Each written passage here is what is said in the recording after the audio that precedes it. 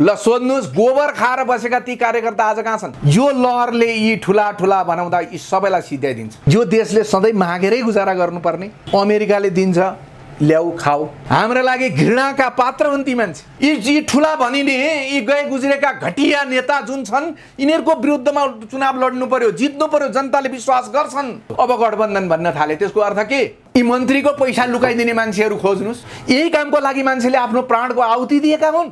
यिनीहरूभित्र विचारको छलफल भएको कहिले देख्नुहुन्छ? यिनै भतुवा विदेशीका दलाली गरेर खानेहरूका लागि, यसैका लागि हो।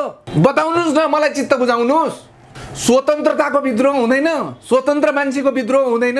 तपाईँ एमालेको मतले चुनाव जितेर आएको माधव नेपाल छलेर ढाँटेर सभामुखले खुराफात गरेर पार्टी फुटाइदिएर अहिलेको सरकार बनेको होइन। अब दललाई विश्वास गर्ने मान्छे भनेको या व्यक्तिगत स्वार्थ उसलाई त्यसबाट फाइदा हुन्छ र अब यो लडाईँ भनेको स्वतन्त्रताको लडाईँ हो। त्यो देख्दाखेरि गगन थापाको यो मन यहाँभित्र दुख्नु पर्दैन? सम्माननीय प्रधानमन्त्री भनेर हामीले ग्रहण गर्नुपर्ने, फुट्केको लागि रहेछ भन्ने कुरो जगजाहेर सबले बुझ्ने गरिसके कि छैन? अनि संसदले भनिसके हामीले छलफल गर्नै पाउँदैनौँ। एकदमै झुटो कुरा हो त्यो। जनताले अभिमत दिन्छन्, जनमत दिन्छन् भने, केपी ओलीको विचारलाई समर्थन गर्छन् भने त्यसलाई विरोध गर्न पाइन्छ र? जनताकै अदालत होइन त जाँच्नु पर्ने? जनताले गरेको फैसला नै निर्णय मान्नुपर्छ होइन र भने? जुन ताकतहरूलाई रोक्न संसारका ठुला ठुला शक्तिशाली राष्ट्रले पनि सक्दैनन्, यो नै पो समाप्तिको चाहिँ दिशातिर अग्रसर हुँदैछ कि? चित्त बुझाउने ठाउँ त काहीँ पनि छैन। नेपालमा आइएनजिओ एनजिओ कसरी खनिए, कसरी ल्याइयो, तिनीहरूको बोली तपाईँहरू कसरी कहाँ सुनिरहनु भएको छ? हतियारदेखि त्यत्रो सारा सम्पत्ति कहाँबाट एक्कासी त्यो प्राप्त भयो? देशको नीति निर्माण गर्ने तहमा हामी जस्ता देशभक्तहरू जानु पर्यो। हामी घटिया गए गुज्रेका राष्ट्रिय स्वार्थ र यो देशका सबै नागरिकहरूको हित चाहने मान्छेहरू नभएका हुन् त यो देशमा? प्रचण्डजी पनि घुमाइ घुमाइ त्यसो भन्दै हुनुहुन्छ। यी कुरालाई हेरेर के विश्लेषण गर्नु? त्यो त्रास हो, त्यो त्रास हो। भुसको आगो जस्तो पार्टीभित्र पत पत पत तिनीहरूले आफ्नो देशको राष्ट्रिय स्वार्थभन्दा पनि विदेशीहरूको स्वार्थमा केन्द्रित भएर निर्णयहरू गर्छन्। यो डङ्गुरको व्यवस्थापन गर्न नसक्ने नालायक गए गुज्रेको घटिया यी नागरिकहरूले पनि त त्यो सबै कुरा दृष्टिगत गरेर त हेरेर त बसेको छ नि। त्यसको प्रत्यक्ष असर दलहरूलाई नै हुन्छ। जसलाई जुन काम गर्न निर्दिष्ट गरिएको हुन्छ त्यसले त्यो काम गर्यो भने जस कहाँबाट आयो? यत्रो फोहोरको डङ्गुर देखेर पनि त्यही पदमा बसिरहनु, त्यो अब्जेक्ट चाहिँ कसको त? हामी नागरिकहरू अचेतन छौँ। त्यो काम त उनीहरूलाई तोकिएको काम हो नि। यो सहरमा आजसम्म यत्रो डङ्गुर फोहोर थुप्रिनु पर्ने कारण हो? लाज हुँदैन? प्रधानमन्त्रीको पनि दायित्व हो नि। 70 जनाको चाहिँ घेरामा चाहिँ राखेर गटटटटटटट हिँड्दाखेरि बाटामा चाहिँ साइरन बजाउँदै हिँड्न पाउने अधिकार हामीले के का लागि दिएको त? अर्जुनजी स्वागत छ। नमस्ते। स्थानीय निर्वाचनमा जुन खालको स्वतन्त्रहरूले निर्वाचित भए, काठमाडौँमा बालेनजी, धरानमा हर्क सम्पाङजी जसरी विजय हुनुभयो, धनगढीमा त्यस्तै भयो। यो विजय पछाडि उहाँहरूको कामलाई कसरी हेर्नु भएको छ र उहाँहरूलाई काम गर्ने सवालमा कतिको पेचिलो परिस्थिति छ? कस्तो पाउनु भएको छ उहाँहरूको काम गराइ बताउनुहोस् त। उहाँहरूको कामको मूल्याङ्कन गरिहाल्ने समय भइसकेको चाहिँ छैन। सुरुवातमा उहाँहरूको जुन एउटा चाहिँ सक्रियता छ नि, बालनजीकै काठमाडौँकै सन्दर्भमा भने जुन रूपमा एउटा नयाँ मान्छेले एकैचोटि एउटा इन्जिनियर मान्छे फ्याट्टै जनप्रतिनिधिको रूपमा यत्रो महानगरको मेयर भएर आइसकेपछि उहाँले चाहिँ एकैचोटि सबै कुरा त मान्छेले जानेको हुँदैन नि। प्रशासनिक कुराहरू, प्राविधिक कुराहरू, अन्य कुराहरू, सञ्चालनका कुराहरू, बजेटका कुरा, यो त सबै थाहा भइसकेको परिस्थिति त होइन। तथापि उहाँले जल्दा बल्दा समस्याहरूका सन्दर्भमा जुन एउटा भेटघाट प्रारम्भ गर्नुभएको छ, फोहोर व्यवस्थापनका लागि नयाँ नयाँ कुराहरूको खोजमूलक क्रियाकलापहरू सुरु गर्नुभएको छ। त्यसै गरी नयाँ सम्भावनाहरूलाई चाहिँ हेर्ने खालका चाहिँ कुराहरू सुरु गर्नुभएको छ। त्यसलाई त सकारात्मक रूपमा लिनुपर्छ नि। जस्तो धरानको सवालमा, काठमाडौँको सवालमा काम गर्ने कुरामा वडाका निर्वाचित प्रतिनिधिहरूले, वडाध्यक्षहरूले चाहिँ परिषद बैठकमै असहयोग गरेको, धेरै कुरा सहयोग गरिराखेको देखिन्छ। त्यो स्वाभाविक, त्यो गर्छन्। यो कस्तो छ भने अहिलेको सन्दर्भमा तपाईँको यो मल्टिपार्टी, यो बहुदलीय व्यवस्थाको जुन प्रारम्भ, संसदीय व्यवस्था भनेर प्रारम्भ गरियो नि, यसमा दल बाहेकका, दल बाहिरका मान्छेहरूको, स्वतन्त्र व्यक्तिहरूको हैसियत हुनु हुँदैन। यसको मान्यतै त्यही हो। यो दलभित्रैको चाहिँ दलको मात्रै सबै कुरा दलले नै सबै कुरा निर्देशित गर्नुपर्छ भन्ने कुरा हो। जस्तो तपाईँलाई म उदाहरण दिन्छु, टिकटै पाउनका लागि पनि म व्यक्तिगत रूपमा सक्षम छु, जनप्रतिनिधिको रूपमा यो पदका लागि काम गर्न म सक्षम छु भन्दा पनि म यो दलको नेताको नजिक बसेर काम गर्न उसका सबै कुराहरूलाई पालन गर्न तयार छु भनेर पहिले लबिङ हुन्छ। त्यो कुरा त सबले महसुस गरेका छ नि। टिकट लेनदेनकै सन्दर्भमा पहिले पैसा खर्च गरेर हुन्छ कि अन्य केही अरू कुरा गरेर हुन्छ कि चाकडी गरेर हुन्छ कि चाप्लुसी गरेर हुन्छ कि किचन क्याबिनेटमा चाहिँ नेताकी श्रीमती रिजाएर हुन्छ कि के गरेर हुन्छ। पहिलो कुरा टिकट लिनका लागि चाहिँ दौडधुप बढी हुन्थ्यो। तर आज त्यो चिज चाहिँ खतरामा परेको दलहरूले महसुस गरेका छन्। वास्तवमा उनीहरूले आफ्ना क्रियाकलापहरूलाई सच्याएर यो अहिले स्वतन्त्रहरूको विजय जुन भएको छ यसलाई चाहिँ उहाँहरूले वास्तवमा दृष्टिगत गरेर दलहरूले के गर्नु पर्थ्यो भन्दाखेरि हामीबाट साँच्चैकै त्रुटि भएछ, जनताहरू साँच्चैकै असन्तुष्ट रहेछन्, हामीले चाहिँ सन्तुष्ट पार्न सकेका पनि रहेनछौँ, यो संसदीय व्यवस्था नै भोलि धरापमा पर्ने स्थिति हाम्रा कारणले चाहिँ देखा पर्ने स्थिति आउन सक्ने रहेछ, त्यसैले हामी सुध्रिनु पर्यो भन्नुपर्ने ठाउँमा बहुमत त हाम्रो छ नि, ओडाका के अरे नगरसभाका सदस्यहरू त हाम्रा बहुमतमा छन् नि, हाम्रो ताकत बढी छ नि, त्यसैले कसरी काम गर्दो रहेछ हेरौँ न, यसलाई घेराबन्दी गर कामै गर्न नसक्ने परिस्थिति निर्माण गरिदेऊ, त्यो भएको छ। तर जो मान्छेले मत दिएर विश्वासका साथ एउटा स्वतन्त्र उम्मेदवारलाई त्यो ठाउँमा पुर्याएका छन् ती नागरिकहरूले पनि त त्यो सबै कुरा दृष्टिगत गरेर त हेरेर त बसेको छ नि, छ कि छैन? त्यो उहाँहरूकै लागि प्रत्युत्पादक हुन्छ। भोलिका दिनमा उहाँहरूलाई त्यो झन् खतराको सङ्केत हो। त्यो यदि असहयोग भयो, काम गर्ने वातावरणमा चाहिँ झिझो हाल्ने खालको क्रियाकलाप भयो भने त्यसको प्रत्यक्ष असर दलहरूलाई नै हुन्छ, दलका नेताहरूलाई नै हुन्छ, उनीहरूको अकर्मण्यतालाई नै हुन्छ। प्रसादजी यसो भन्दै गर्दा नि यो यसपालि यो फोहोरकै सवालमा एक खालको परीक्षा पनि भयो, राजनीतिक दलहरू मन्त्रीहरू सबैको कुरा जोडियो र अब अहिले जुन खालको रस्साकसी बीच एउटा समाधान निस्कियो र फोहोर उठ्न सुरु भयो हिजो बेलुकादेखि भनेर भनाइ छ। यसमा जस लिने कुराको ठुलो एउटा चाहिँ कम्पिटिसन प्रतिस्पर्धा भयो, कसले जस लिने यसको? शहरी विकास मन्त्री रामकुमारी झाँक्रीले यसको जस लिने कि बालेन शाहले जस लिने कि भन्ने जसको पनि फेरि लडाइँ सुरु भयो भन्ने खालको अहिले चर्चा पनि छ। यो कुरालाई कसरी हेर्नुहुन्छ, के भन्नुहुन्छ बताउनु त? जसलाई जुन काम गर्न निर्दिष्ट गरिएको हुन्छ त्यसले त्यो काम गर्यो भने जस कहाँबाट आयो? तपाईको यो सहरलाई सुन्दर बनाउन, सहरको विकास गर्नलाई मन्त्री हुन्छ हैन? उनले यो यत्रो डङ्गुर थोप्रिएर मान्छेलाई हैजा लाग्ने स्थिति सिर्जना हुनु, तपाई लक्ष्य राख्ने पर्यटकहरू चाहिँ लाखौंको संख्यामा पर्यटक भित्र्याएर विदेशी मुद्रा आर्जन गर्ने लक्ष्य राखेर बजेट प्रस्तुत गर्नु, तर त्योसँग जोडिएका मन्त्रालयका मन्त्रीहरू यत्रो फोहोरको डङ्गुर देखेर पनि त्यही पदमा बसिरहनु, त्यो अब्जस चाहिँ कसको त? कसले लिने त्यो अब्जस? त्यसैले जसलाई जे काम तोकिएर त्यो पदमा त्यो आसीन हुन पुग्छ त्यसले त्यो काम गर्यो भने त्यसमा जसको के कुरा आयो? किन जस? के को जस? त्यही कामको लागि गएको होइन हो, त्यही काम गर्छु भनेर गएको होइन। तर यहाँ त फेरि जस अब्जसको कुरा हामी अज्ञानी छौँ, हामी नागरिक अज्ञानी छौँ, हामी नागरिकहरू अचेतन छौँ, त्यसैले हाम्रो अचेतनताभित्र जस खोज्ने काम गरिन्छ। होइन भने त्यो काम त उनीहरूलाई तोकिएको काम हो नि। यो सहरमा आजसम्म यत्रो डङ्गुर फोहोर थुप्रिनु पर्ने कारण हो? लाज हुँदैन? साँच्ची भन्नुहुन्छ भने प्रधानमन्त्रीको पनि दायित्व हो नि। यो सहर राजधानीलाई जहाँ बसेर उहाँ शासन गर्दै हुनुहुन्छ त्यो ठाउँमा आज संसारले देख्ने गरी आफ्ना नागरिकहरूको स्वास्थ्यमा प्रतिकूल असर पर्ने देखिदेखि यो डङ्गुरको व्यवस्थापन गर्न नसक्ने नालायक गए गुज्रेको घटिया त्यो अब्जसको भागीदार हुनुपर्ने मान्छेले जसको कुरा कहाँबाट आयो? त्यो त उनीहरूलाई तोकिएको काम हो नि। उनीहरूलाई त्यस बापत हामीले मत दिएर सुविधा दिएर 60-70 जनाको चाहिँ घेरामा चाहिँ राखेर गटटटटटट हिँड्दाखेरि बाटामा चाहिँ साइरन बजाउँदै हिँड्न पाउने अधिकार हामीले केका लागि दिएको त? त्यसैको लागि दिएको होइन? त्यही सुव्यवस्था कायम होस् भनेर दिएको होइन? त्यो सुव्यवस्था कायम नगर्ने मान्छे नालायक हो। अब नालायकले फेरि के को जस लिने? त्यो त नालायकै हो नि। नालायकले जसको कुरै हुँदैन।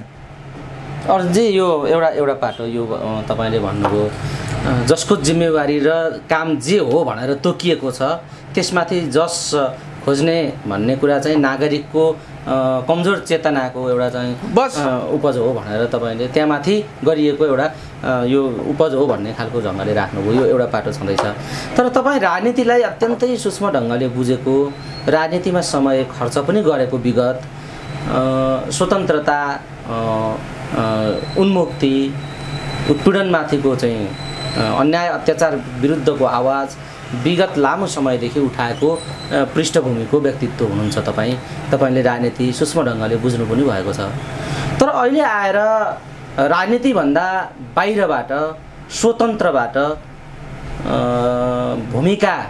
स्वतन्त्र भूमिकाको आवश्यकता महसुस गर्नुभएको छ, जुन राजनीतिसँग बिल्कुल नमिल्दो कुरा हो र राजनीतिक समस्या राजनीतिक ढङ्गले हल हुनुपर्छ भन्ने कुराको मान्यता, राजनीतिको आधारभूत राजनीति शास्त्रको मान्यता भन्दा पनि अलिक फरक किसिमको विषय हो स्वतन्त्रको अभियान भनेको।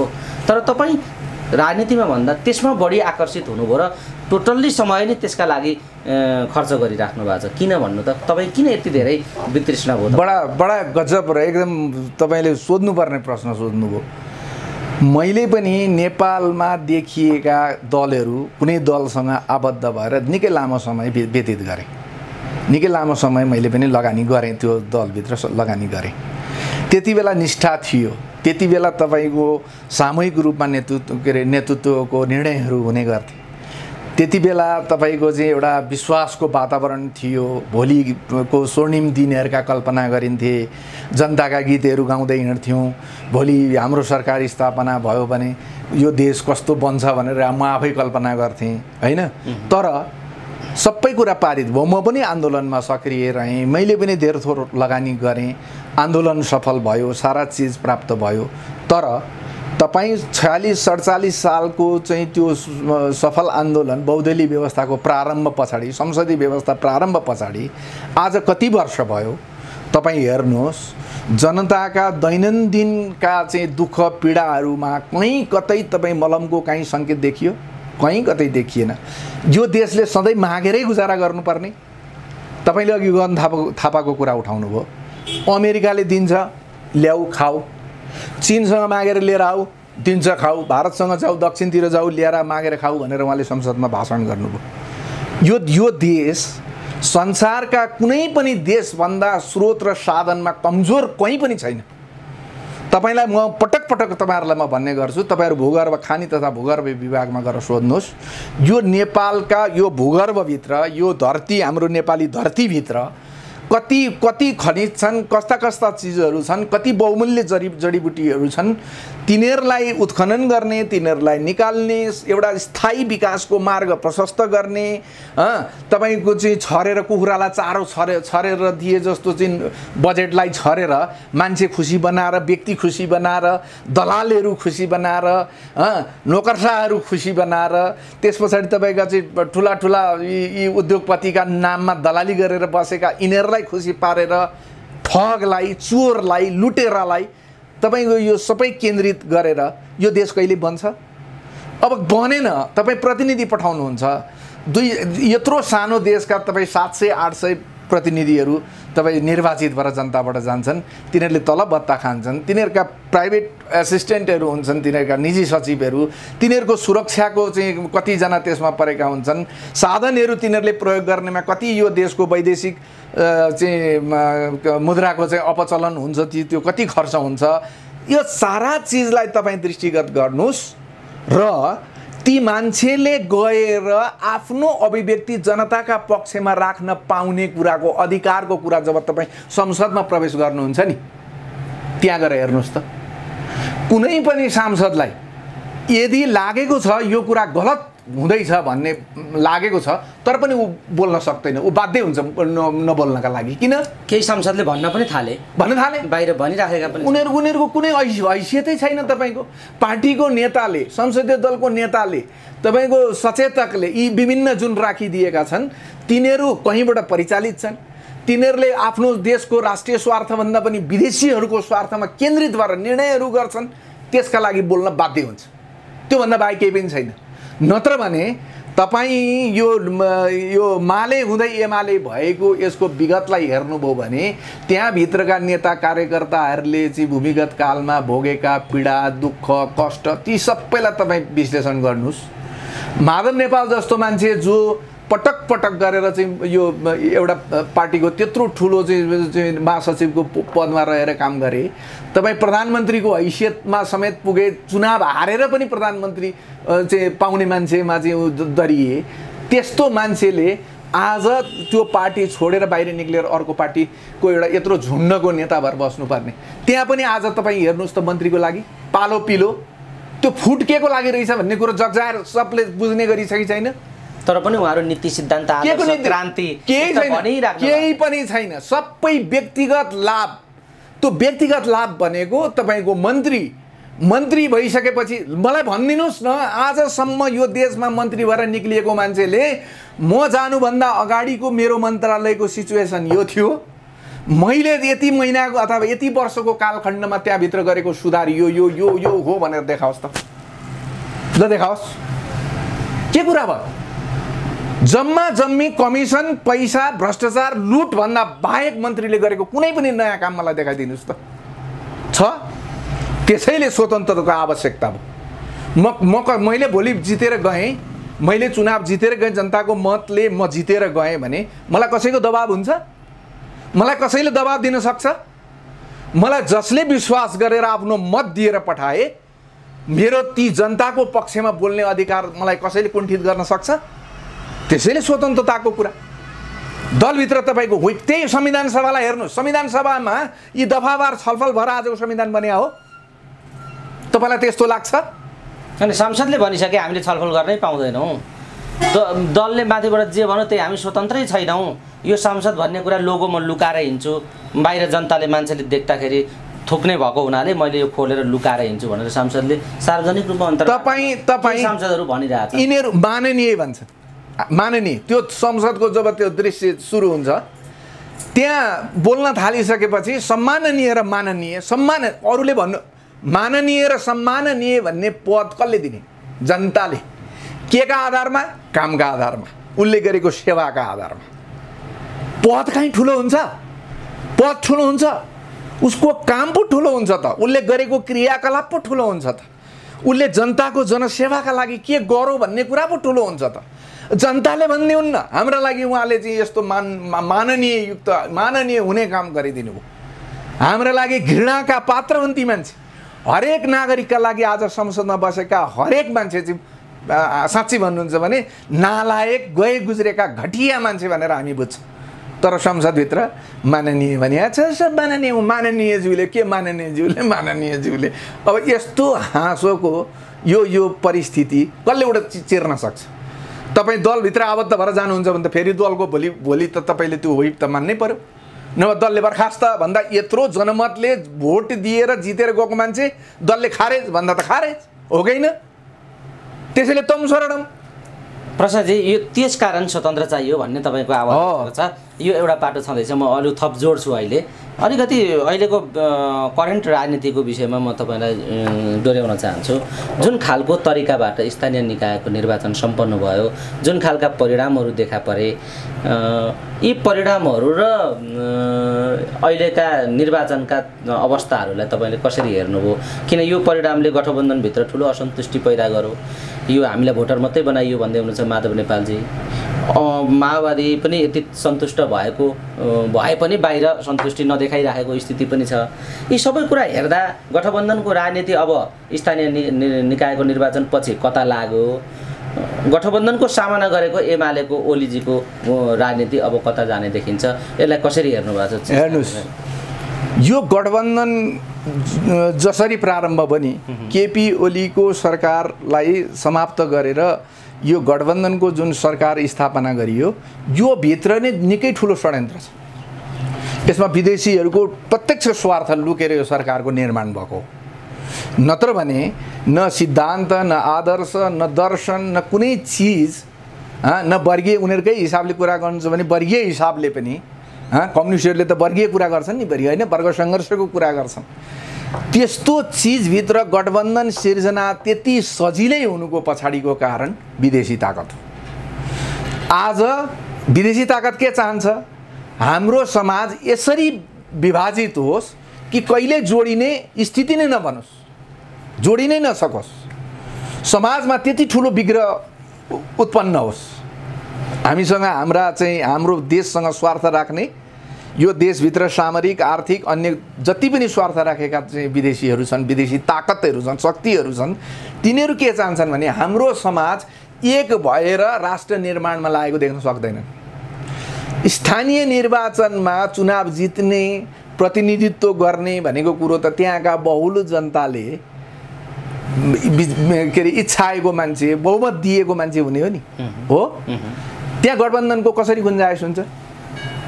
त्यो पनि यस्तो गठबन्धनको भन्दा तपाईको माओवादी, समाजवादी, एमालेबाट टुक्रिएर गएको समाजवादी, अर्को मधेसी एउटा चाहिँ क्षेत्रीय दल, अर्को तपाईको चाहिँ के अरे काङ्ग्रेस, यो सबै मिलेर सत्ता क्याप्चर त्यहाँको स्थानीय सत्तामा चाहिँ आफ्नो चाहिँ वर्चस्व कायम गर्न जानु भनेको त्यो पनि एक खालको षड्यन्त्र हो।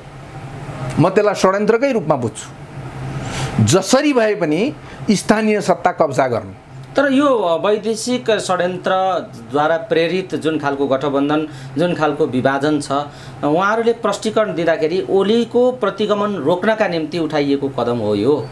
केपी ओलीको प्रतिगामी कदम, यो व्यवस्था मास्ने, संविधान मास्ने, सङ्घीयता मास्ने, अहिलेको परिवर्तनलाई नै मासेर उल्टो बाटोमा हिँड्ने केपी ओलीको जुन रवैया देखियो, यसलाई अन्त्य गर्नका निम्ति, यसलाई रोक्नका निम्ति हामीले यो कदम चालेका हौँ भन्ने जुन खालको परिभाषा छ नि, यसमा के भन्नुहुन्छ? त्यो भन्नका लागि मात्रै हो। यदि केपी ओलीले राखेका विचारहरू जनताले अनुमोदन गर्छन् भने केपी ओली तानाशाही हुन्छ? मल्टिपार्टी डेमोक्रेसी, यो बहुदलीय व्यवस्था जुन छ, यसमा दलले आफ्नो दृष्टिकोण सार्वजनिक गरेर जनमत लिनलाई जब जान्छ, त्यसमा जसले जनमत प्राप्त गर्छ त्यो चाहिँ जनताको जनमत सहितको सरकार हो नि, हो? यदि केपी ओलीले यो संघीयता चाहिँदैन, संघीयता पनि मास्ने, गणतन्त्र पनि मास्ने उहाँहरूले भने जस्तै हो भने हुन चाहिँ त्यो होइन, त्यो झुटो कुरा हो, एकदमै झुटो कुरा हो त्यो। तर पनि ल एकछिनको लागि मानिलिउँ उहाँहरूले भनेको कुरा सत्य हो। केपी ओली चाहनुहुन्छ यो संघीयता पनि समाप्त होस्, गणतन्त्र पनि समाप्त होस्, धर्मनिरपेक्ष पनि सापेक्षमा परिणत होस्। उहाँहरूले भने जस्तो चाहिँ पश्चगमनतिर जाने सोचका साथ केपी ओली जनमतमा लिन जानुभयो र जनताले बहुमत दियो भने त्यसलाई स्वीकार गर्ने कि नगर्ने? को डिक्टेटर, को तानाशाही? यो सरकार, यो गठबन्धन तानाशाही कि केपी ओली तानाशाही? जनताले अभिमत दिन्छन्, जनमत दिन्छन् भने, केपी ओलीको विचारलाई समर्थन गर्छन् भने त्यसलाई त स्वीकार गर्नु पर्यो नि, परेन? माओवादीले आजको दिनमा आफ्नो विचार लिएर म जनवादी चाहिँ केन्द्रीय जनवादलाई चाहिँ म स्थापना गर्न चाहन्छु, जनवाद अन्तर्गत यी कुराहरू म गर्न चाहन्छु, म बैंकरलाई राष्ट्रियकरण गर्न चाहन्छु, धनी पुँजीपतिहरूको सम्पत्ति राष्ट्रियकरण गर्न चाहन्छु भनेर भोलि चुनावमा जाँदाखेरि जनताले मत दियो भने त्यसलाई विरोध गर्न पाइन्छ र? यदि त्यो असफल भयो भने जाँच्ने ठाउँ त त्यही हो नि, त्यही जनताकै अदालत होइन त जाँच्नु पर्ने? जनताले गरेको फैसला नै निर्णय मान्नुपर्छ होइन र भने? अनि त्यो तपाईँको यसको अर्थ के हो? जनता वास्तवमा संघीयता विरोधी छ, जनता गणतन्त्र विरोधी छ, जनता धर्म सापेक्ष हुनुपर्छ भन्छ, जनमत एकातिर छ। त्यसलाई चाहिँ रोक्न, जनमतलाई कमजोर बनाउनको लागि आम नागरिकहरूको चाहिँ जुन भनाइ छ, उनीहरूको सोच छ, सोचाइ छ, त्यसलाई चाहिँ कुण्ठित गर्नका लागि अनि गणतन्त्र के भन्छ गठबन्धन गरेर तपाईँको चाहिँ सुँगुर र के भन्छ गाईको बिचमा चाहिँ त्यस्तो खालको चाहिँ सिद्धान्तहीन गठबन्धन गरेर अनि तपाईँ गएर जनताको चाहिँ त्यो यो उसलाई चाहिँ रोक्न, वेबलाई रोक्न खोज्छु भनेर जाने चाहिँ त्यो चाहिँ ठिक हो त? त्यसो गर्न खोज्दा देखिगयो नि, काठमाडौँमा धरानमा देखियो, धनगढीमा देखियो, अन्त पनि देखिन्छ। म त्यही भन्दैछु तपाईँलाई, यो देशभरिबाट यो देशलाई माया गर्ने, यो देश म अहिले देखिराखेको छु, विदेशी ताकतहरू जुन रूपमा चाहिँ सल्बलाइरहेका छन्, विदेशी ताकत पनि त्यस्ता ताकतहरू जुन ताकतहरूलाई रोक्न संसारका ठुला ठुला शक्तिशाली राष्ट्रले पनि सक्दैनन्, त्यस्ता ताकतहरू यहाँ मडारिएको देख्दाखेरि मलाई लाग्छ हाम्रो राष्ट्रिय स्वाधीनता नै पो समाप्त हुनेतिर गइरहेको छ कि? हामीले एउटा जुन हाम्रो चाहिँ वीरगाथा, हाम्रो चाहिँ एउटा गौरवशाली इतिहास बोकेको हाम्रो अखण्ड नेपाल यो नै पो समाप्तिको चाहिँ दिशातिर अग्रसर हुँदैछ कि त्यता जान लागेको हो कि चित्त बुझाउने ठाउँ त काहीँ पनि छैन। प्रसाद जी यसो भन्दै गर्दा नि ठ्याक्कै तपाईँले यस्तो आशंका गर्दै गर्दा अहिले पेसिफिक सेनाका अमेरिकी सेनाका जनरल नेपाल भ्रमणमा हुनुहुन्छ। 4 दिने भ्रमणका लागि उहाँ नेपाल आउनु भएको छ र घुमिराख्नु भएको छ। एकातिर उहाँ भ्रमणमा आउनु भएको छ, अर्कातिर शेरबहादुरजी र नेपाली सेनाका सेनापति अमेरिका भ्रमणको मिति तय भइसकेको छ। शेरबहादुरजी अमेरिका जाँदै हुनुहुन्छ। के पाक्दैछ भन्ने एउटा गम्भीर मानिसहरूको बिचमा प्रश्न उठेको छ। यसले गम्भीर किसिमको आशंका पनि जन्माएको छ। त्यो एमसिसीसँगै जोडिएर आएको विषय हुनाले यहाँ धेरै गम्भीर किसिमका षड्यन्त्रहरू छन् भन्ने मान्छेको आशंका छ। तपाईँले यसलाई कसरी हेर्नु भएको छ? यहाँ के खिचडी पाक्दैछ बताइदिनुहोस् त। मैले तपाईँलाई विदेशी ताकत भनेर जुन म भन्छु नि, त्यो हरेक कुराको पछाडि म यही देख्छु। मैले त्यो धेरै सबभन्दा पहिला मेरो जुन मैले झापामा बोलेको भिडियो सार्वजनिक भएको थियो त्यसैमा मैले भनेको छु, नेपालको माओवादी कथित जनयुद्धदेखि 62-63 को आन्दोलनसम्मका सारा गतिविधिको पछाडि विदेशी ताकत छ। त्यो आम जगजाहेर छ। नेपालमा आइएनजिओ एनजिओ कसरी खनिए, कसरी ल्याइयो, त्यति बेला तपाईँ उग्र भाषण दिने चाहिँ नागरिक स्वतन्त्र नागरिक समूह समाजका अगुवा भनिनेहरू आज कहाँ छन्? तिनीहरूको बोली तपाईँहरू कसरी कहाँ सुनिरहनु भएको छ? तिनीहरू आज किन बोलिराखेका छैनन्? कति पैसा नेपालमा आयो, त्यो पैसा कुन प्रयोजनमा कहाँ कसरी खर्च भयो? माओवादीले त्यत्रो युद्ध चाहिँ राज्यसँग चाहिँ बराबरीको द्वन्द्व गर्नका लागि आवश्यक पर्ने हतियारदेखि त्यत्रो सारा सम्पत्ति कहाँबाट एक्कासी त्यो प्राप्त भयो? त्यो तालिम कहाँबाट प्राप्त भयो? ती सबै कुराका पछाडि विदेशी स्वार्थ छ। यो 100% सत्य कुरा हो। विदेशी स्वार्थमा केन्द्रित भए ती सबै चिज भएका हुन् र आज त्यही चिज तपाईँ चाहिँ बिस्तारै तपाईँ चाहे त्यो इन्डो पेसिफिक रणनीति अन्तर्गतका चाहिँ भ्रमणहरू भन्दै हुनुहुन्छ। अहिले एकजना जर्नलको अहिलेको चाहिँ भ्रमणको सन्दर्भमा तपाईँ कुरा उठाइरहनु भएको छ। अमेरिकाको बेला बखतमा आफ्ना अभिव्यक्तिहरू, चिनिया अभिव्यक्तिहरू, भारतीय अभिव्यक्तिहरू यी जति पनि देख्दै हुनुहुन्छ, इन्डो पेसिफिक जुन जर्नल आइरहेका छन् ती पहिला इन्डियामा गएर गुप्तगु गरेर इन्डियासँग आफ्ना कुराहरू राखिसकेपछि अनि नेपाल आउँदैछन्। त्यहाँ चाहिँ के स्वार्थहरू प्रेरित भएर आउने हुन् र त्यसै कारण मैले तपाईँलाई भनिरहेको छु, यदि भोलि यो मुलुक सामरिक रूपमा हाम्रा दुईटा छिमेकी ठुला देशहरू, एकातिर त्यत्रो ठुलो चाहिँ अहिले विश्वमै शक्तिशाली भनेर देखा परिराखेको अमेरिकालाई शुद्ध टक्कर दिन सक्ने सामर्थ्य राख्ने चीन, अर्कोतिर यो चाहिँ लोकतन्त्रको पर्याय भनेर यत्रो ठुलो भारत, यी दुईटाको स्वार्थमा भोलि यो नेपाल प्रयोग हुने परिस्थिति भयो भने के हुन्छ होला? तपाईँ आफै अनुमान गर्नुहोस् न, के हुन्छ होला? कागजी रूपमा त प्रयोग सुरु भइसक्यो हो। अब खालि फौजी र भौतिक रूपमा हुन बाँकी मात्रै हो। प्रयोग सुरु भइसक्यो भन्नुहोस्। त्यसैले आज एकातिर ताइवानलाई अमेरिकाले उक्साइरहेको छ स्वतन्त्रताको लागि, चीनले अहिले भर्खरै म हेर्दै थिएँ यो भ्रमण त्यसैमा केन्द्रित हो हुनसक्छ। नत्र भने नेपाल जस्तो एउटा सानो यो देशमा एउटा चाहिँ इन्डो पेसिफिक नै हेर्ने यो क्षेत्रको एउटा चिफ जर्नल यो नेपालमा आएर हाम्रा देशका चाहिँ कार्यकारी प्रमुखदेखि लिएर सबैलाई भेट्दैछ भने के का लागि भेट्दैछ त? के का लागि हो त? फेरि उहाँहरू जाने पनि के यो डकुमेन्टलाई पूर्णता दिनलाई हो? हुनसक्छ।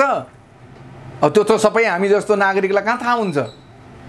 त्यसैले त थाहा पाउने ठाउँमा जानु पर्यो। देशको नीति निर्माण गर्ने तहमा हामी जस्ता देशभक्तहरू जानु पर्यो। यो भोलि हाम्रा सन्ततिले हामीलाई सराप्ने दिन नआओस्। हिजोका पुर्खा हाम्रा चाहिँ बहादुर पुर्खाको इतिहास सम्झेर हामी त बाँच्यौँ, तर हामी नालायक, हामी घटिया गए गुज्रेका हामी भोलि पुर्खा जुन हुन्छौँ नि, हाम्रा सन्ततिहरूका लागि हामी चाहिँ नालायक र गए गुज्रेका मान्छेको रूपमा परिणत हुनु नपरोस्। त्यसको लागि यो स्वतन्त्र अभियान चलाऊ, देशभरि चलाऊ। यो देशप्रति निष्ठा राख्ने, यो देशलाई माया गर्ने, व्यक्तिगत स्वार्थभन्दा पनि समग्र राष्ट्रिय स्वार्थ र यो देशका सबै नागरिकहरूको हित चाहने मान्छेहरू नभएका हुन् त यो देशमा? हुनु पर्यो, खुलेर आउनु पर्यो, लड्नु पर्यो। यी ठुला भनिने यी गए गुज्रेका घटिया नेता जुन छन् यिनीहरूको विरुद्धमा चुनाव लड्नु पर्यो, जित्नु पर्यो। जनताले विश्वास गर्छन् यो मुलुकको अस्तित्व सङ्कटमा छ भन्ने कुरा हरेकलाई लागेको अवस्था छ। यिनीहरू अहिले त्यही सोचिरहेका छन्, हामीसँग पैसा छ, हामीसँग विदेशी ताकत छ, हामीसँग यो छ, त्यसैले हामी जित्छौँ। होइन, बालेनहरूको जितले के देखाइदिएको छ भने जनता सुसूचित भएका छन्। मैले मरुन्जेल चिच्चाइ तपाईँहरूसँग चाहिँ गरेका अन्तर्वार्ताहरूको के भन्छ यो परिणाम देखिन थाल्यो भन्ने मलाई लागेको छ। नागरिकमा एउटा चेतना सुझबुझ प्रारम्भ भएको छ। विदेशमा भेडा चराउँदै गरेको नेपालीको छोरोले पनि आफ्नो देश र आफ्नो देशको राष्ट्रियता र देशभक्तिको कुरालाई चाहिँ त्यहाँबाट आफ्ना बाबुआमाप्रति, आफ्ना घर छरछिमेकीप्रति सम्प्रेषण गर्न थाल्यो। अब भोट दिँदा यसरी दिनुहोस् भन्न थाल्यो। फलानालाई भोट दिनु भएन भने म आउँदिनँ घर फर्किएर भन्न थाले। ती विदेशमा बसेका हाम्रा छोराछोरीले पनि हामीलाई त्यो शिक्षा दिन थाले भनिसकेपछि हामीले बोलेको खेर गएको रहेनछ। तपाईँहरूले जो मिडियाकर्मी हुनुहुन्छ, तपाईँहरूले हामीसँग आएर गरेका बहसका परिणामहरू समाजमा, गाउँमा, देशमा, विदेशमा देखा पर्न थाल्यो। त्यसैले यसलाई अभियान बनाऊ, यसलाई आन्दोलन बनाऊ। यस्तो आन्दोलन बनाऊ कि यो देशभक्तहरूको आन्दोलन बनोस्, यो राष्ट्रप्रेमीहरूको आन्दोलन बनोस्। प्रसादजी, अहिले यो तपाईँको पवित्र उद्देश्य भावना, राष्ट्रप्रतिको कर्तव्य, जिम्मेदारी सबै कुरा एउटा सचेत नागरिकले गर्नुपर्ने कुराका लागि तपाईँले आवाजहरू उठाइराख्नु भएको छ, सुसूचित गरिराख्नु भएको छ, लड्नुपर्छ भन्ने आत्मविश्वास पनि राखिराख्नु भएको छ। त्यो आफ्नो ठाउँमा स्वागत योग्य र सम्मान योग्य छँदैछ। तर यस्ता आवाजहरूलाई, यस्ता विचारहरूलाई निषेध गर्नका निम्ति विभिन्न किसिमका कहिले गठबन्धन, कहिले लोकतान्त्रिक गठबन्धन, कहिले वाम गठबन्धन, कहिले जनयुद्ध, कहिले धनयुद्ध, कहिले समाजवादी क्रान्ति, कहिले साम्यवादी लक्ष्य, यस्ता खालका कुराहरू नेपाली राजनीतिमा लामो समयदेखि हुँदै आयो र हुनेवाला जारी छ, अहिले पनि जारी छ। अब यो लोकतान्त्रिक गठबन्धनमा स्वार्थ एउटा सिद्ध भयो या भएन, यस पछाडि तुरुन्तै अहिले वाम गठबन्धनका कुरा पनि उठेका छन्। समग्रमा उद्देश्य यस्ता खालका विचार र चेतनाहरूलाई ब्रेक लगाउने, निस्तेज गर्ने, बाटो छेक्ने, अवरोध गर्ने उद्देश्यमा प्रेरित भएर यस्ता किसिमका राजनीतिक क्रियाकलापहरू पनि बढिराखेका छन् र विभिन्न डिजाइनहरू रातारात हुने खालका घटनाक्रमहरू पनि विगतदेखि अहिलेसम्म देखिएको छ। र अहिले फेरि वाम गठबन्धनको चर्चा उठेको छ। झलनाथजी त्यसो भन्दै हुनुहुन्छ, प्रचण्डजी पनि घुमाई त्यसो भन्दै हुनुहुन्छ। अहिले यो वाम गठबन्धनको सम्भावना कस्तो छ, यो बेला फेरि किन वाम गठबन्धनको कुरा उठेको छ, यो गठबन्धनको खटपटी के हो? माओवादीका देव गुरुङहरू फेरि एमसीसीको तीव्र आलोचना गर्न थालेका छन्। हिजो व्याख्यात्मक घोषणा ल्याएर मुस्कुराउँदै हाँसेर भित्रैदेखि खित्का छोड्दै त्यो डकुमेन्ट प्रचण्डजीलाई दिने त फेरि देव गुरुङजी पनि हुन्। त यस्तो खालको प्रवृत्ति र रवैया पार्टीका नेताहरूमा देखिएको छ र अहिले अर्को खालको समीकरणको चर्चा पनि उठेको छ। यी कुरालाई हेरेर के विश्लेषण गर्नु भएको छ? त्यो त्रास हो। अब के हुन्छ यो गठबन्धनमा के भइरहेछ? त्यो त्रास हो, त्यही हो संकेत भनेको।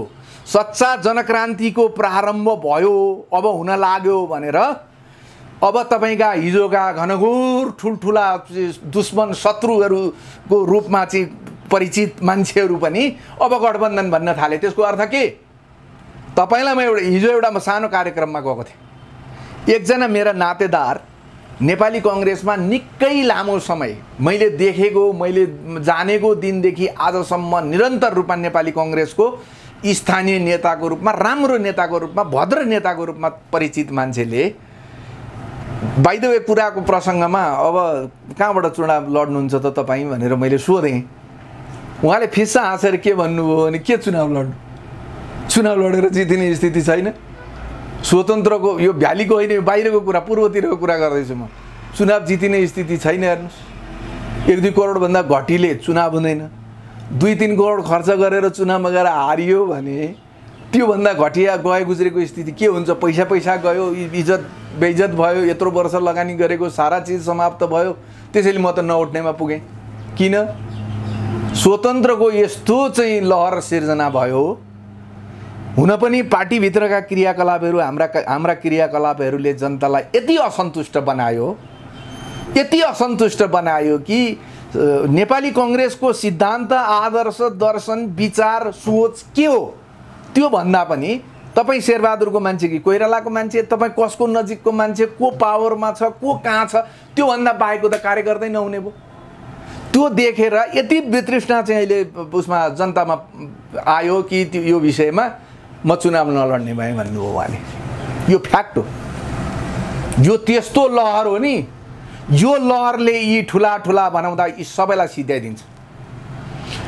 एकजना अर्को हुनुहुन्छ, नेपाली कङ्ग्रेसको केन्द्रीय सदस्य हुनुहुन्छ, युवा नेता हुनुहुन्छ, उहाँ प्रचण्डसँग बगावत गरेर चुनाव लड्ने पक्षमा हुनुहुन्छ। मेरो केही दिन अगाडि कुरा भएको छ उहाँसँग, हेर्नुहोस्।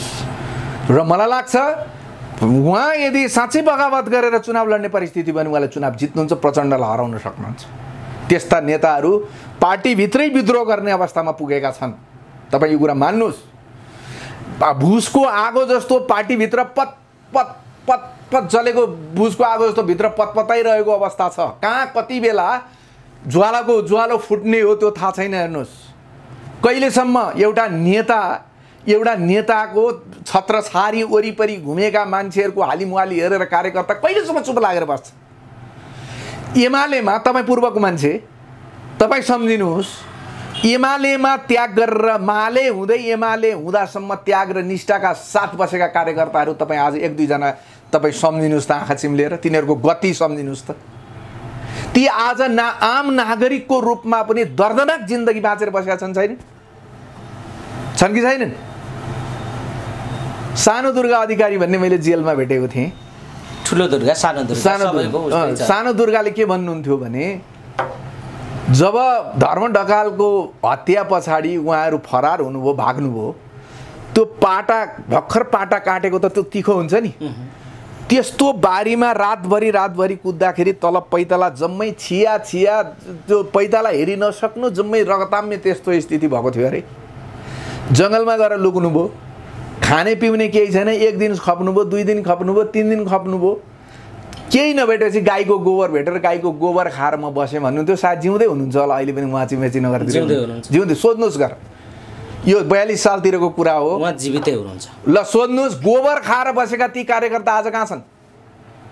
तर आज पार्टीले भित्रिएका कार्यकर्ताहरू, भर्खरै पार्टीभित्र भित्र्याउँदै गरेका कार्यकर्ताहरू हेर्नुहोस्, कोमल ओलीको योगदान के हो पार्टीभित्र? अथवा त्यो विलक्षणता के हो? एकछिनको लागि मानौँ विलक्षण प्रतिभागी धनी भएर पार्टीले ग्रहण गरेको हो भने त्यो विलक्षणता के हो?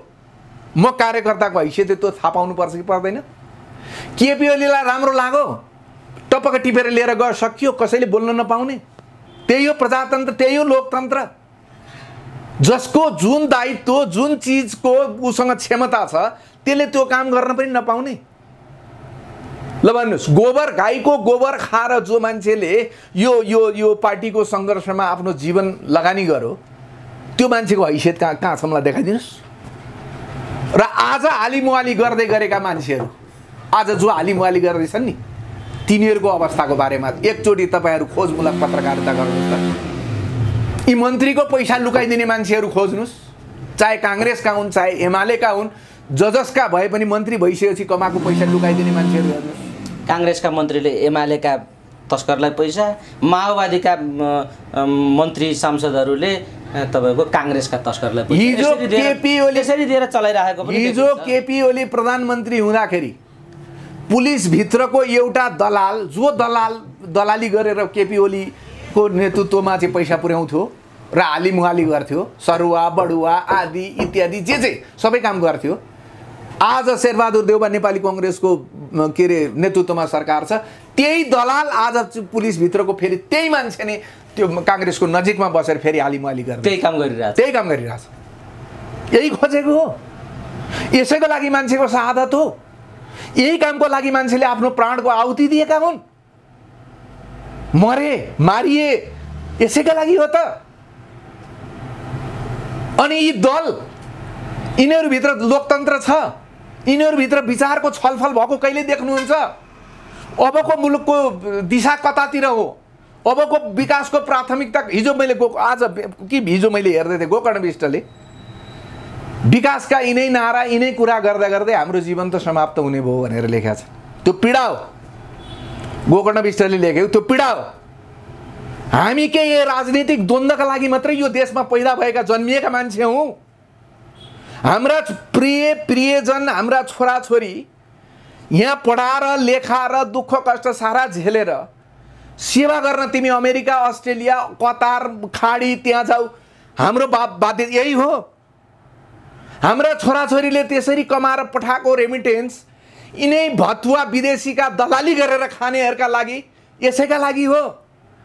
यिनीहरूकै शासनलाई स्वीकार गरेर बस्नुपर्ने हामी दास हौँ यो 21औं शताब्दीका। बताउनुहोस् न, मलाई चित्त बुझाउनुहोस्। अनि किन नगर्ने विद्रोह? स्वतन्त्रताको विद्रोह हुँदैन, स्वतन्त्र मान्छेको विद्रोह हुँदैन। दलीय विद्रोह हुन छोड्यो, दल समाप्त भएर गए। दलको जुन प्रावधान छ, कानुनी प्रावधान छ, त्यो चिज हुन छोड्यो। तपाईँ एमालेको मतले चुनाव जितेर आएको माधव नेपाल छलेर ढाँटेर सभामुखले खुराफात गरेर पार्टी फुटाइदिएर अहिलेको सरकार बनेको होइन। कसलाई दिनुहुन्छ? परमादेशबाट बन्यो। कसलाई दिनुहुन्छ तपाईँ भोट? कुन दललाई दिनुहुन्छ? मलाई भोट भन्नुहोस् न। यो दललाई भोट दिएर के अर्थ रहेछ? दिए त जनताले जिन्दगीभरि के भन्छ तपाईँको चाहिँ गठबन्धनको सरकार दिए त। 2047 सालमा गिरिजाप्रसाद कोइरालाको एकल बहुमतको सरकार थियो, त्यो टिक्न सकेन। तपाईँको हाम्रा आँखा अगाडि छ। आज केपी ओलीले त्यत्रो बहुमत पाएर आएको सरकार थियो, त्यो टिक्न नसकेको अवस्था छ। अब दलको के अर्थ? अब दललाई विश्वास गर्ने मान्छे भनेको या व्यक्तिगत स्वार्थ उसलाई त्यसबाट फाइदा हुन्छ र सहयोग गरिरहेको छ, मत दिन्छ।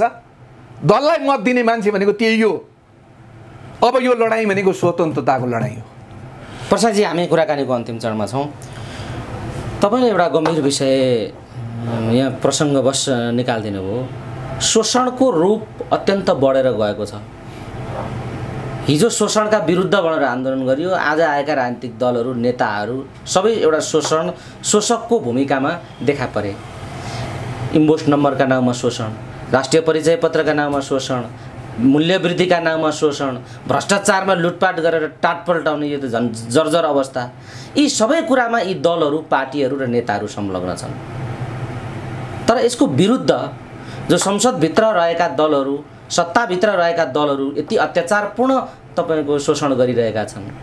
यो शोषणका विरुद्ध संसदभन्दा बाहिर रहेका दलहरूले किन आन्दोलन गर्न सकेनन्? यो आन्दोलन उठ्न नसक्नुको कारण के हो बताउनुहोस् त। अब दलहरूले दललाई विश्वासै गर्दैन। मान्छेले दलको चाहे संसदभित्र होस् चाहे बाहिर होस्, दल भनेपछि मान्छेले विश्वास गर्दैन। यो दललाई मान्छेले के ठान्न थाल्यो भने यो त्यस्तो स्वार्थीहरूको झुन्ड हो जसले मौका पाउने बित्तिकै आफ्नो व्यक्तिगत स्वार्थभन्दा दायाँ बायाँ हेर्दैन। यस्तो खालको चाहिँ म्यासेज, यस्तो खालको चाहिँ नियोजित, यो के भन्ने यसलाई चाहिँ नियोजित भन्ने कि यथार्थपरक भन्ने कि यस्तो म्यासेज चाहिँ सम्पूर्ण रूपमा सम्प्रेषित भयो। दललाई मान्छेले विश्वासै गर्दैन। तपाईँ घोषणापत्रमा लेखेका कुराहरू, मलाई एउटा कुरा भन्नुहोस् त। अहिले बजेट प्रारम्भ, अहिले आयो, बजेट आयो। गएको सालको बजेटमा छुट्याइएका रकमहरूको बारेमा समीक्षा गर्नुपर्छ कि पर्दैन? कुन कुन क्षेत्रमा, विकासका पूर्वाधारको क्षेत्रमा कहाँ बजेटहरू विनियोजन भएका थिए, तिनीहरूको कार्य प्रगति के हो, त्यहाँ कति लगानी भयो, त्यसको कति चाहिँ त्यसले चाहिँ कति काम सम्पन्न भयो, के त्यो सबै कुरा केही दिनु पर्दैन? त्यो विगतको बजेट सिद्धियो, अब नयाँ बजेट, अब यो कार्यान्वयनमा हुन्छ कि हुँदैन? तपाईँ जनतालाई देखाइदिया छ यति खर्बको बजेट भनेर ल्याइदिया छ। तपाईँ 68 वर्षको मान्छे भनेको, 68 वर्षको मान्छे काम गर्न सक्दैन, केही पनि गर्न सक्दैन। त चाहिँ घरमा बसेर अब त यो राज्यले दिएको चाहिँ सामाजिक सुरक्षा भत्ता खाएर बस भन्ने उद्देश्य हो नि त? हो 68 वर्ष। 68 वर्षकालाई वृद्ध भत्ता, 75 वर्षकाले शासन गरिरहने। 75 का 80 82 83 जति वर्ष भए पनि र रियाल चुहाइरहेछ देशको प्रधानमन्त्री। एउटा अर्को देशको प्रधानमन्त्रीको छेउमा बसिरहेछ, राल जम्मै यो सर्टभरि सारा राल बनाएको छ, निधाइरहेछ, झपझप उङ्गिरहेछ। के यो देशमा, यो देशको वीर इतिहास बोकेको यो देशमा अब यो रियालै प्रधानमन्त्री भन्दा गतिलो मान्छे निक्लिनै सक्दैन। एकचोटि हुन्छ भाइ। पटक पटक त्यही मान्छे दोहोरिएर प्रधानमन्त्रीमा आउनुको अर्थ के? त्यसैले गगन थापालाई तपाईँहरू किन ठुलो मान्छे मान्नुहुन्छ? मैले गगन थापासँग चुनाव लड्नलाई किन त्यत्रो ठुलो चाहिँ डराउनु पर्ने चाहिँ स्थिति सिर्जना हुन्छ? है, त्यो देख्दाखेरि गगन थापाको यो मन यहाँभित्र दुख्नु पर्दैन? तपाईँ राजीनामा गर्नुहोस्, तपाईँको शारीरिक अवस्थाले पनि नदिनु भयो, त्यसैले तपाईँ राजीनामा गर्नुहोस् भन्न सक्नु पर्दैन? झोलापोकी राजन कहाँ राजन भन्ने त्यसो भन्ने कुरै छैन। अनि विश्वप्रकाश गगनहरू सबै अझ काङ्ग्रेसभित्रका अन्य युवराजहरू सबै त्यही अनि भन्नुहोस् त झोलापोकी राजन सालो दलाली गरेर हिँडिराखेको छ। छोड्नु पनि अहिले त धन्दा सब दलाल छोडिदिएको छ। देखि मान्छेको अगाडि छर्लङ्ग घाम जत्तिकै छर्लङ्ग रूपमा चाहिँ दलाल वरिपरि दलाल राखेको छ। अनि तपाईँ त्यस्तो मान्छेलाई चाहिँ यो देशको सम्माननीय प्रधानमन्त्री भनेर हामीले ग्रहण गर्नुपर्ने?